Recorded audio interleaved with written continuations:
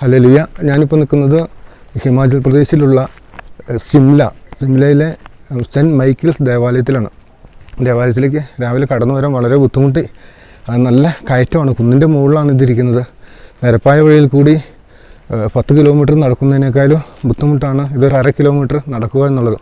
പിന്നെ കൂടാതെ നല്ല തണുപ്പ് കാരണം കൈയൊക്കെ മരവിച്ച് പോകുന്ന അവസ്ഥയാണ്. എന്തായാലും ഈ ദേവാലയത്തിലെത്താൻ പറ്റി. ദേവാലയം 1886 ഇത് പണി കഴിപ്പിച്ചത്. ഇതിൻ്റെ കുന്നൊക്കെ ചില സ്ഥലങ്ങളിലൊക്കെ ഇടിഞ്ഞു പോയിട്ട് ഇരിക്കുന്നുണ്ട്. പള്ളിയുടെ ഒരു വശമൊക്കെ പൊട്ടിയിരിക്കുകയാണ്. ഇവിടെ മലയിടിച്ചിലുള്ള സ്ഥലമായത് കാരണം തന്നെ പലപ്പോഴും ഇവിടെ ഇങ്ങനെ സൈഡ് ഇടിഞ്ഞു പോകാറുണ്ട്.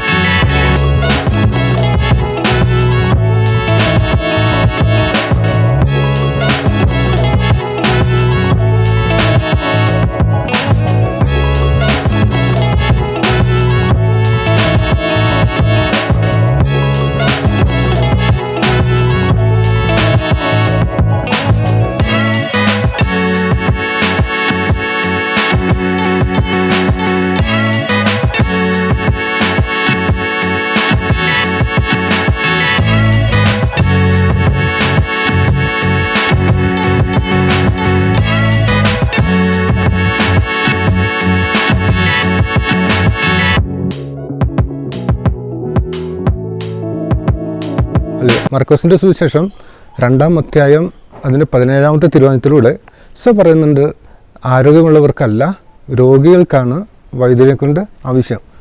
നീതിമാന്മാരല്ല പാപികളെ വിളിക്കാനാണ് ഞാൻ വന്നത് എന്ന്. നമുക്കൊക്കെ പലപ്പോഴും രോഗങ്ങളുണ്ടാവാറുണ്ട്. നമുക്ക് വൈദ്യന് ആവശ്യമാണ്. വൈദ്യനെ നിയമിച്ചതും ദൈവമാണ്. അതുകൊണ്ടാണ് പ്രഭാഷകൻ്റെ പുസ്തകം 38-ാം അധ്യായം 1-ാമത്തെ തിരുവചനത്തിലൂടെ പറയുന്നത്, വൈദ്യനെ ബഹുമാനിക്കുക, നിനക്ക് അവനെ ആവശ്യമുണ്ട്, കർത്താവാണ് അവനെ നിയോഗിച്ചത് എന്ന്. നമുക്കെല്ലാം പലപ്പോഴും അസ്വസ്ഥതകളും രോഗങ്ങളും ഒക്കെ ഉണ്ടാകുമ്പോൾ നമ്മൾ വൈദ്യനെ ആശ്രയിക്കാറുണ്ട്. ഏറ്റവും വലിയ വൈദ്യൻ ആരെന്ന് ചോദിച്ചാൽ അത് യേശുക്രിസ്തു തന്നെയാണ്. മറ്റൊരാളുടെ വാക്കുകൾ ഞാൻ കടമെടുത്തുകൊണ്ട് എൻ്റെ വാക്കുകളോടുകൂടെ കൂട്ടിച്ചേർത്തുകൊണ്ട് പറയുകയാണ്, നമുക്കെപ്പോഴും രോഗം വരുന്നതെന്ന് അസ്വസ്ഥതകൾ വരുന്നതെന്നോ നമുക്കറിഞ്ഞുകൂടാ.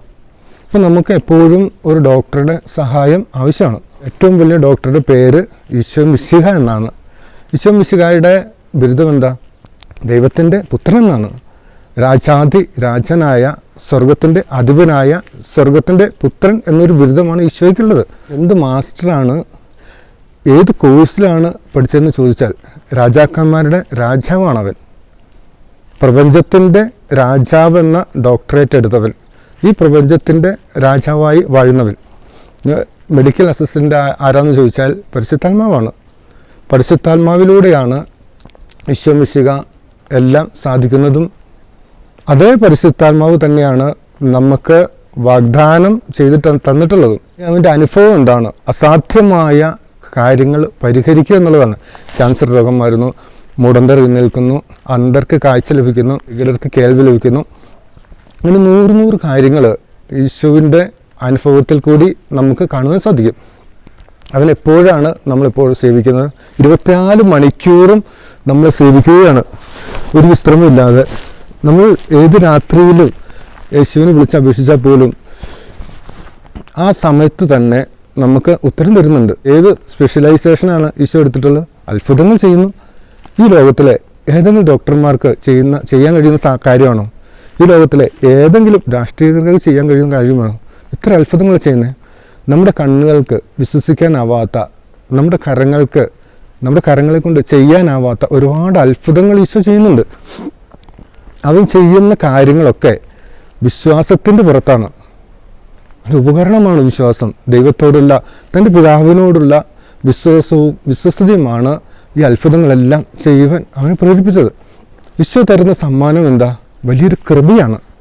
ഈശോയോട് അടുക്കുവാൻ, സ്വർഗരാജ്യം നേടുവാനുള്ള ഒരു വലിയ കൃപയാണ് അവൻ നമുക്ക് സമ്മാനമായിട്ട് നൽകുന്നത്.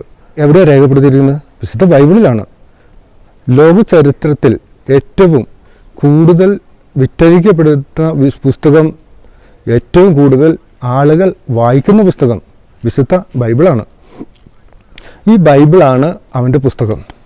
ഒരു മെഡിക്കൽ റെക്കോർഡിലും ഇത് കാണുവാൻ സാധിക്കില്ല.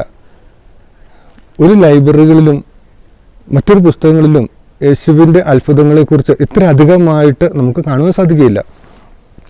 ലോക ചരിത്രത്തിൽ മനുഷ്യ ഹൃദയങ്ങളെ പിടിച്ചു കുലുക്കുന്ന ഒരേ ഒരു ഗ്രന്ഥം എന്ന് പറയുന്നത് വിശുദ്ധ ബൈബിളാണ്. എന്തൊക്കെ രോഗങ്ങളാണ് ഈശോയ്ക്ക് മാറ്റാൻ കഴിയുക? എല്ലാ രോഗങ്ങളും ഈശോയ്ക്ക് മാറ്റാൻ സാധിക്കും. ഇന്ന രോഗങ്ങളെന്നില്ല, ഇന്ന അസ്വസ്ഥതകളെന്നില്ല. ഈശോയുടെ അടുത്ത് ചെല്ലുന്നവരെ തൊട്ട് സുഖപ്പെടുത്തുന്നുണ്ട്. എന്തെങ്കിലും വില കൊടുക്കേണ്ടതുണ്ടോ ഈ സുഖപ്പെടുത്തുന്നതിന്? ഈശോ തരുന്ന ഈ രോഗശാന്തിക്ക് വേണ്ടിയിട്ട് നമുക്കൊരു വിലയും കൊടുക്കണ്ട. ഈശോയെ വിശ്വസിച്ചാൽ മാത്രം മതി. അത് സൗജന്യമാണ്. എൻ്റെ പാപങ്ങളെല്ലാം ക്ഷമിച്ച് എൻ്റെ പാപങ്ങൾക്ക് വേണ്ടി അവൻ കുരിശിൽ മരിച്ചു. അവൻ എന്നെ സ്വർഗത്തിലേക്ക് കൊണ്ടുപോകാൻ വീണ്ടും വരും. അവൻ്റെ കൂടെ നിത്യമായി വസിക്കേണ്ടതാണ് എന്നുള്ള ഒരൊറ്റ വിശ്വാസം മാത്രം മതി അവൻ തരുന്ന രോഗശാന്തിക്കുള്ള പ്രതിഫലം, അവൻ തരുന്ന കൃപയ്ക്കുള്ള പ്രതിഫലം. നമ്മുടെ ആശുപത്രിയിലൊക്കെ പോകണമെങ്കിൽ എത്രയോ ലക്ഷങ്ങൾ മുടക്കണം. പക്ഷേ ഈശോയുടെ അടുത്ത് ചെന്ന് നമ്മുടെ അസുഖങ്ങൾ മാറുമ്പോൾ നമ്മൾ അവനെ ഒന്ന് വിശ്വസിച്ചാൽ മാത്രം മതി. ഈശോയെ, ഞാൻ അങ്ങേ വിശ്വസിക്കുന്നു, നീ ആണ് ഏകരക്ഷകൻ, നീ മാത്രമാണ് സർവശക്തൻ. ഈ ഒരു ഒറ്റ വിശ്വാസം മാത്രം മതി. രോഗം നിർണ്ണയിക്കുന്നത് വളരെ കൃത്യതയോട് കൂടിയിട്ട്. എന്ത് അസുഖമുണ്ടെങ്കിലും ഈശോ സുഖപ്പെടുത്തി കഴിയും. ഈശോയ്ക്ക് സുഖപ്പെടുത്താൻ കഴിയും. എന്താണ് കൂടിയാലോചിക്കുന്നത്? നാം ഹൃദയം കൊണ്ടാണ് ഉപദേശിക്കുന്നത്. നമ്മളോട് ആലോചിക്കുന്നത് ഹൃദയം കൊണ്ടാണ്, നമ്മുടെ ഹൃദയത്തിലേക്കാണ്. മനുഷ്യരുടെ ഹൃദയത്തിലേക്കാണ് ഈശോ നോക്കുന്നത്. ഹൃദയത്തിൽ എത്രമാത്രം എളിമയുണ്ട്, ഹൃദയത്തിൽ എത്രമാത്രം നന്മയുണ്ട്, സ്നേഹിക്കാനുള്ള കഴിവ് എത്രമാത്രം ഉണ്ട്. ഇതൊക്കെയാണ് ഈശോ നമ്മളിലേക്ക് നോക്കുന്നത്, നമ്മളിന്ന് ആവശ്യപ്പെടുന്നത്.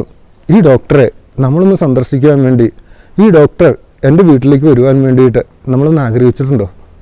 ഈശോയെ, എൻ്റെ വീട്ടിലേക്കൊന്ന് കടന്നു വരണമേ, എൻ്റെ ഹൃദയത്തിൽ ഒന്ന് വസിക്കണമേ. എനിക്ക് ഒരുപാട് വേദനകളുണ്ട്, ഒരുപാട് ദുഃഖങ്ങളൊക്കെ ഉണ്ട്, എനിക്ക് നന്നാവണമെന്ന് ആഗ്രഹമുണ്ട്, എൻ്റെ മദ്യപാനം മാറ്റണം എന്നുണ്ട്, എനിക്ക് സാധിക്കുന്നില്ല. എൻ്റെ ഈശോയെ, എന്നെ ഇന്ന് ഈ ദിവസം എന്നെ ഒന്ന് സന്ദർശിക്കണമേ.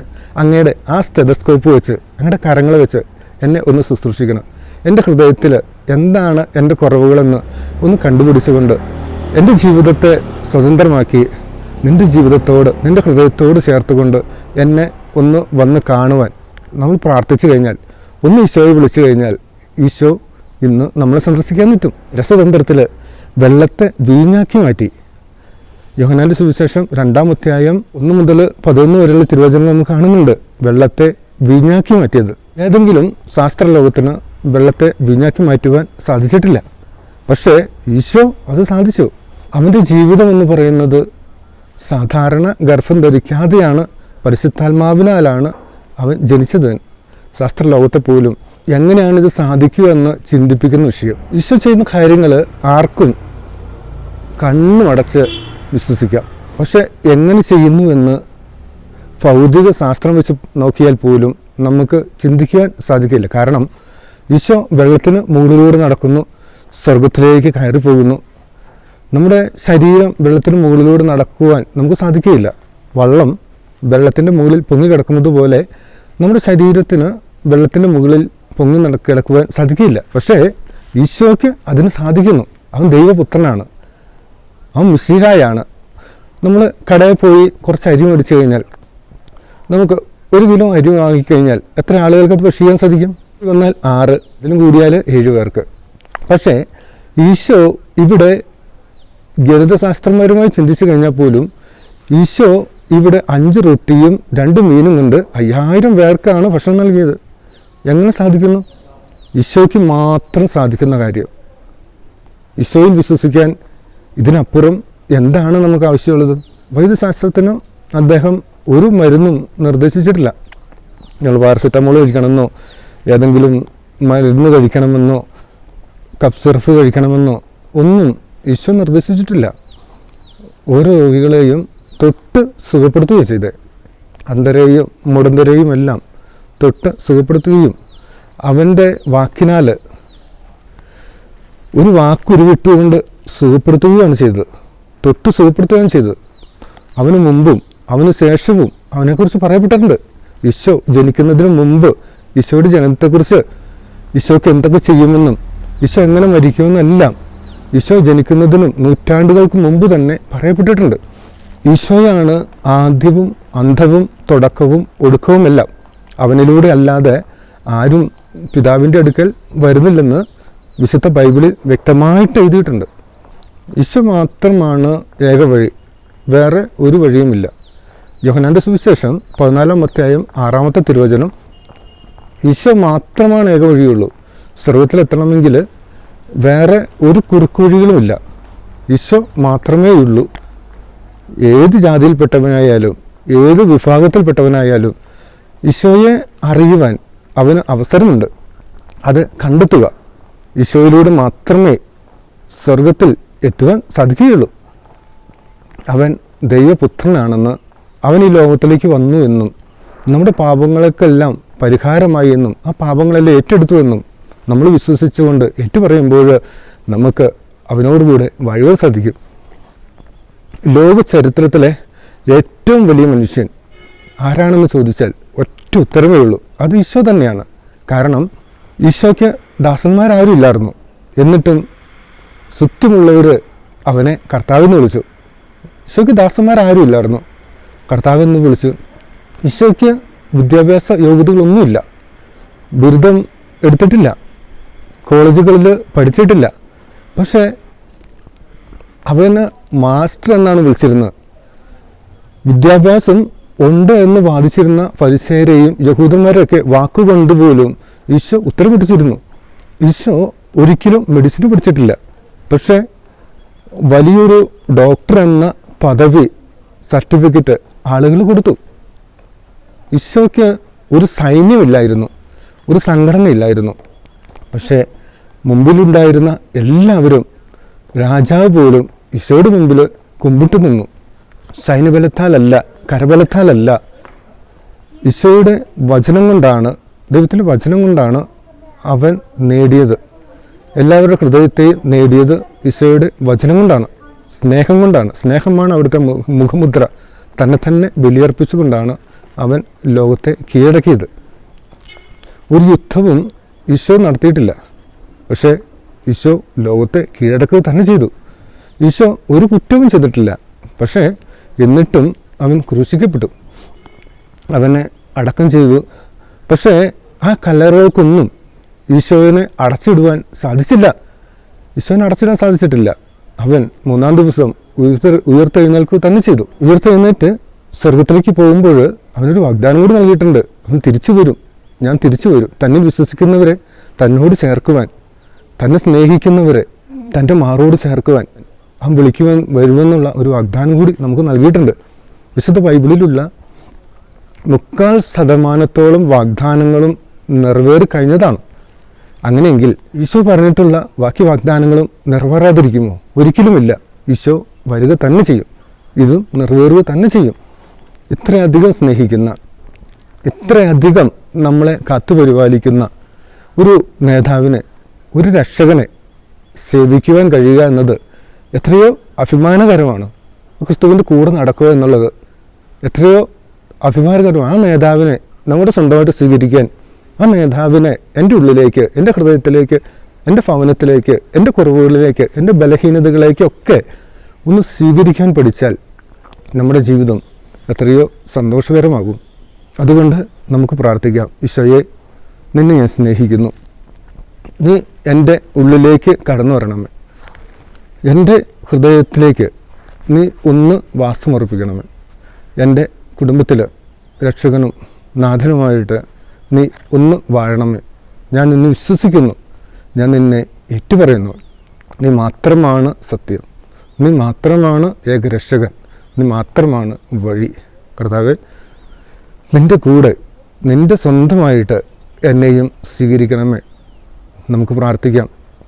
അവനെ നമ്മുടെ മാറോട് ചേർത്ത് നിർത്തിക്കൊണ്ട് സ്വന്തം രക്ഷകനും നാഥനുമായിട്ട് സ്വീകരിച്ച് ഏറ്റുപറയാം. ദൈവം നിങ്ങളെ സമൃദ്ധമായി അനുഗ്രഹിക്കട്ടെ. ആമേൻ. ഹല്ലേലൂയ.